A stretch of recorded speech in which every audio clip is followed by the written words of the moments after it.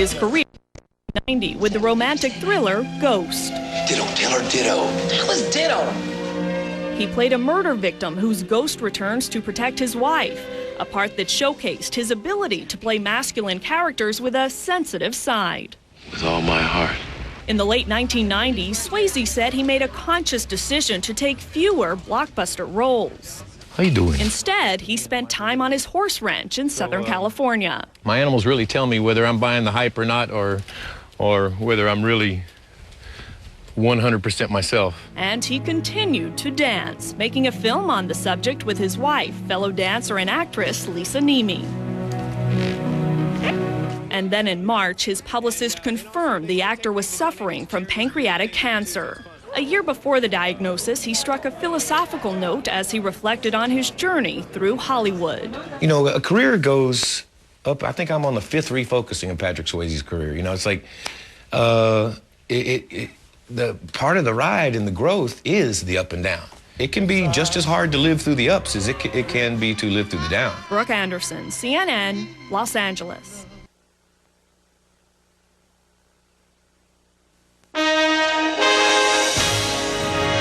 Good morning. Remembering Patrick Swayze, the 57-year-old actor who danced into the hearts of millions of fans in Dirty Dancing, has died following a 20-month battle with cancer. This morning, a look back at his most memorable roles. Arrest imminent. Police identify a potential suspect. 2009. From NBC News, this is Today with Matt Lauer and Meredith Vieira. Live from Studio 1A in Rockefeller Plaza. And good morning, everyone. Welcome to Today on a Tuesday morning. I'm Matt Lauer. And in for Meredith, I'm Ann Curry. Good morning, everybody. Boy, this Patrick Swayze news hit a lot of people really hard, Matt, because he touched so many of us with his heart in terms of his work, but also his fight against pancreatic cancer. Yeah, he was a great dancer and a prolific actor. Even as he received treatments, he had continued to work, but unfortunately, his fight ended on Monday when he died with his family at his side. Swayze's performance in 1987's Dirty Dancing made him an instant superstar. This morning, his co-star Jennifer Grey is remembering Swayze as a rare and beautiful combination of masculinity and grace. Much more on his life and career in just a couple of minutes. Patrick Swayze, here's NBC's George Lewis.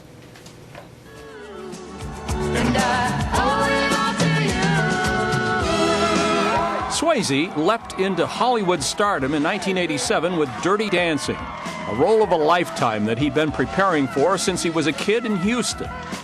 His mother, Patsy, is a famous dance choreographer who trained Patrick for ballet at an early age. He met his wife of 33 years, Lisa Nemi, when at age 15, she began taking lessons at his mother's studio. After his dancing ability led to Broadway, Swayze landed TV and movie roles, playing young tough guys in The Outsiders and Red Dawn. On the TV series MASH, he had a brief role as a dying soldier. I don't know much about leukemia, but I know there's no cure. Then came his big break. Good. Now roll this way. In Dirty Dancing, Swayze got to show off the moves he'd learned as a teenager, and his acting chops as well. Nobody puts baby in a corner. Dirty Dancing is a movie that really is a touchstone for a generation, so he'll always be remembered for that. It catapulted Swayze onto Hollywood's A-list and the title of Sexiest Man Alive in 1991. It's absolutely flattering to me. It makes me feel great and opens doors in my life and makes people keep coming to my movies. He could still play the tough guy in movies like Roadhouse, but he was able to show his sensitive side in romantic roles like Ghost. A self-described seeker, Swayze was always looking for spiritual direction, from Catholicism to Scientology and finally Buddhism. As his star power faded in the 90s, Swayze turned to his other passion, training show horses. Throughout his life, he struggled with bouts of binge drinking and a heavy smoking habit. And now, please welcome Patrick Swayze.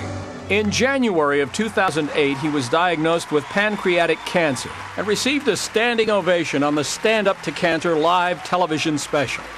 Tonight I stand here, another individual living with cancer. If I leave this earth, I want to leave this earth for just knowing I've tried to give something back and tried to do something worthwhile with myself, and that keeps me going. After months of radiation and chemotherapy, Swayze rallied through a grueling 5-month shoot in Chicago to play the lead in an A&E television series called The Beast. You can trust your damn case file, and you can trust me. My work is my work. My work is what I do. It's my legacy. It would be his last major role. I'd love, by the time I die, to have a career like a Spencer Tracy, Gene Kelly, Fred Astaire, Errol Flynn, Robert De Niro, and Dustin Hoffman wrapped up into one.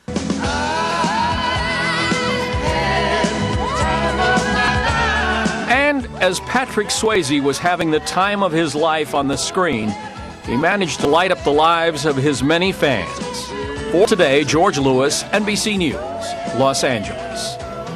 Yeah, he was a good guy. And speaking of lighting up the lives of his many fans, he did that for a young lady on this program not long ago. And we're going to show you a clip of that a little later in the show. I think that the reaction really crosses generations. Even my daughter was just, when we heard last night the news, was, oh, you know, because he really was really great and such a sweet man. We want to begin this half hour with more on the tragic death of actor Patrick Swayze and his 2 roles that will be forever tied to American pop culture.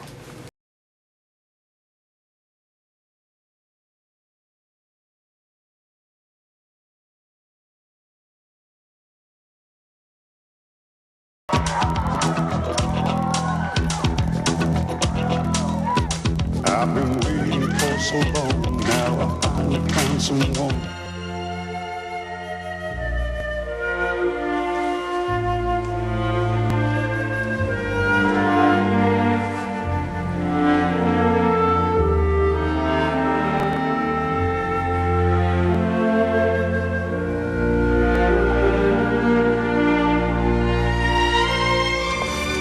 Swayze's Dirty Dancing co-star Jennifer Grey released this statement. Patrick was a rare and beautiful combination of raw masculinity and amazing grace. When I think of him, I think of being in his arms when we were kids, dancing, practicing, the lift in the freezing lake, having a blast doing this tiny little movie we thought no one would ever see.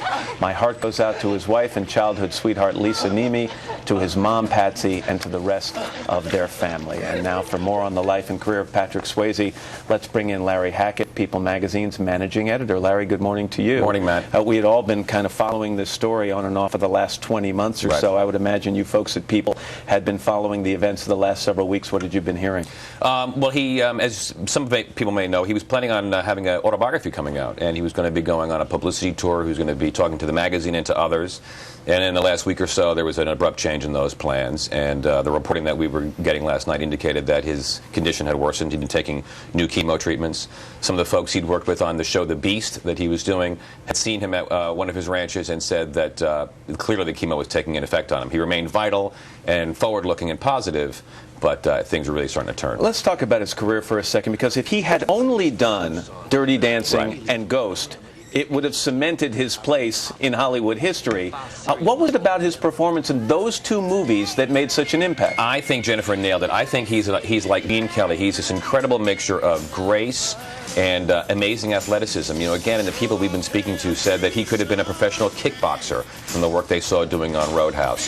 He was the son of a champion rodeo man, and also the son of a dancing coach. So, I mean, he had this great, amazing, uniquely American mix of virility and masculinity and grace that I think captured people. He seemed utterly authentic in these roles. There was never a moment of embarrassment. You know, in some other people's hands, these roles may have been almost too self-conscious. Right. Not in his. People Magazine's Sexiest Man Alive in 1991. And again, it was that authentic feel. You know, there was something about him that was completely real at all times. What I liked is he had a sense of humor, a playfulness, a self-deprecating sense of humor.